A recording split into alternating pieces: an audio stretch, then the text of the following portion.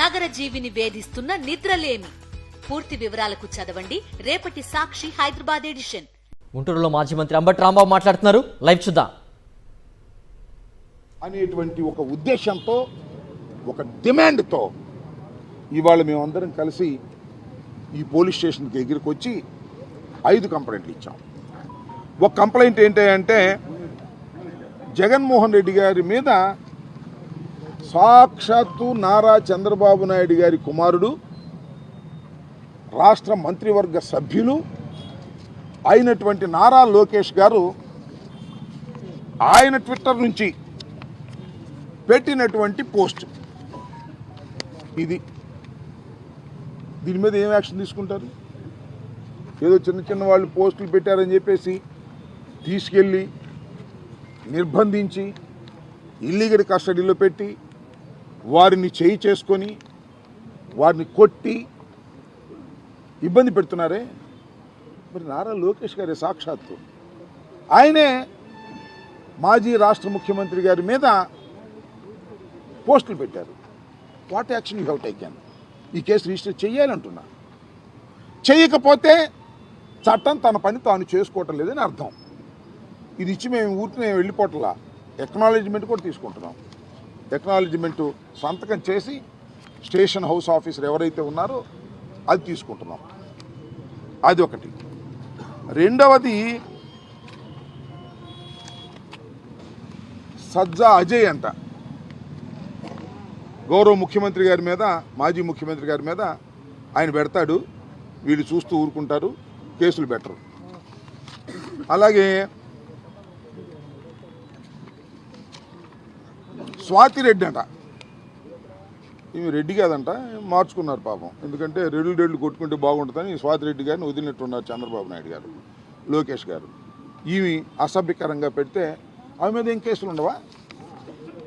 అంటే ఎవరు కంప్లైంట్ చేయలేదండి అందుకని కేసు పెట్టలేదు అంటారు కదా. ఇదిగో కంప్లైంట్ చేస్తున్నాం ఇవాళ, మరి కేసు పెట్టండి, చేయండి. ఇదిగో అజయ్ చౌదరి 1 అంట, ఈయన అన్ని నోట్స్ ఉన్నాయి దాని మీద. జగన్మోహన్ రెడ్డి గారి మీద మరి విశాఖపట్నంలో నిర్మించినటువంటి భవంతిలో ఆ తొట్టులో కూర్చోబెట్టి ఒక వ్యంగ్యమైన పోస్ట్ పెట్టి ఇన్సల్టింగ్గా మాట్లాడారు. అట్లాగే గాయత్రి అంట, ఇది కూడా అదే, అలాగే పెట్టారు పోస్టింగ్స్. అలాగే భారతిరెడ్డి గారు, జగన్మోహన్ రెడ్డి గారు సతీమణి, ఆమె ఏం చేసిందో నాకు అర్థం కాలే వీళ్ళకి. ఆమె మీద భయంకరంగా పోస్టులు పెట్టి ఇలాంటిది అన్నీ కూడా మచ్చుకు 1-2 చూపిస్తున్నాం. ఇలా చాలా పోస్టులు అగ్లీగా లోకేష్ గారి పెత్తనంతో, వారి ఆధీనంలో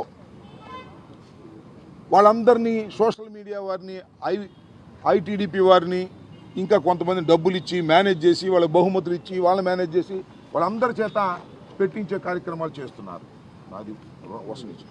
ఈ విధంగా అన్ని ఈ విధంగా కంప్లైంట్ చేస్తూ ఉంటే, ఈ విధంగా వాళ్ళు చేస్తూ ఉంటే మీరు ఏం చేస్తున్నారు? పోలీస్ యంత్రాంగం అందరూ సమానమే, ఎవరు అసభ్యకరంగా పోస్టింగ్ పెట్టినా మేము ఊరుకోము అనేటువంటి మాట మాట్లాడుతున్నారు. నేను ఒకటే మనవి చేస్తున్నా, మీ అందరికీ గుర్తుండే ఉంటుంది, ఇవాళ స్పీకర్గా ఉన్నాడు ఒక ఆయన, అయ్యన్న పాత్రుడు గారు. పబ్లిక్ మీటింగ్లో ఏం మాట్లాడాడో మీకు గుర్తుండే ఉందా? ముఖ్యమంత్రి గురించి. ఏ ముఖ్యమంత్రి గురించి? మాజీ ముఖ్యమంత్రి గురించి. ముఖ్యమంత్రిగా ఉన్నప్పుడు చెత్త ముఖ్యమంత్రి నా కొడుకు అన్నాడా లేదా? చెప్పండి, నేను అడుగుతా ఉన్నా. ఇవాళ ఆయన స్పీకర్. ఈ మాట నేను ఉచ్చరించడం తప్పు అవ్వచ్చు, అతను అన్న మాట బహిరంగ సభలో అంటే నారా లోకేష్ గారు నవ్వుకుంటున్నాడు. దాని మీద ఏం యాక్షన్ తీసుకోరా?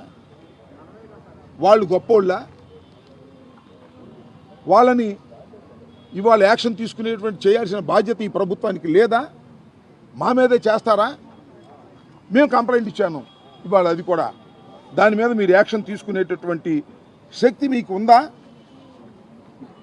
కరెక్ట్గా వ్యవహరిస్తుందా ఈ ప్రభుత్వం, ఈ పోలీస్ యంత్రాంగం?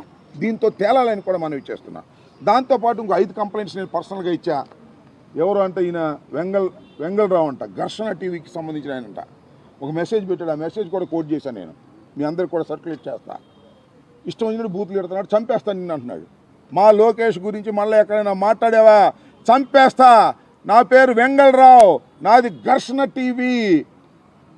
ఫోన్ చేశాడు, ఇష్టం వచ్చినట్టు తిట్టాడు. తర్వాత మెసేజ్ పెట్టాడు. ఆ మెసేజ్ కూడా నేను ఇక్కడ సబ్మిట్ చేశాను.